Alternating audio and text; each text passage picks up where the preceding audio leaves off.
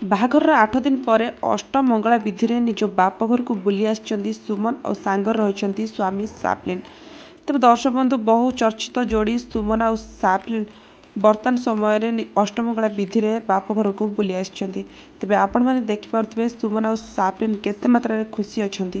ତେବେ 8 ଦିନ ତଳେ ସରିଥିଲା ସୁମନ ଆଉ ସାଫଲିନ୍‌ଙ୍କ ବିବାହ। ତେବେ ଏହି ଯୋଡ଼ିଟିକୁ ଦର୍ଶକମାନେ ବେଶ୍ ପସନ୍ଦ କରିଥାନ୍ତି, ତାଙ୍କୁ ସୁମାଲିନ୍ ନାଁରେ ମଧ୍ୟ ଜାଣିଥାନ୍ତି। ତେବେ ନିଜ ବିବାହ ପରେ ବର୍ତ୍ତମାନ ସମୟରେ ବହୁ ଚର୍ଚ୍ଚାରେ ରହିଛନ୍ତି ସୁମନ ଆଉ ସାଫଲିନ୍।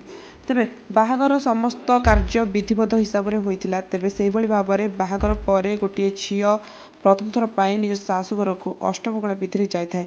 ତେବେ ସେଠି ତାଙ୍କର ସ୍ୱାଗତ ମଧ୍ୟ କରାଯାଇଥାଏ। ତେବେ ଦେଖିପାରୁଥିବେ କେଉଁଭଳି ଭାବରେ ସୁମନ ଆଉ ସାଫଲିନ୍‌ଙ୍କୁ ସ୍ୱାଗତ କରିଛନ୍ତି ତାଙ୍କ ପରିବାର ଲୋକ।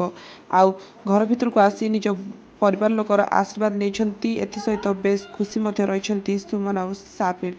ତେବେ ବାହାଘର ପରେ ବର୍ତ୍ତମାନ ପାଇଁ ସୁମନ ଆଉ ସାଫଲିନ୍ ଦୁହେଁ ଏକାଠି ରହିଛନ୍ତି। ଆଉ ଘରେ ଓଡ଼ିଆ ଘରର ବୋହୂ ଭାବେ ଚଳୁଛନ୍ତି ସୁମନ।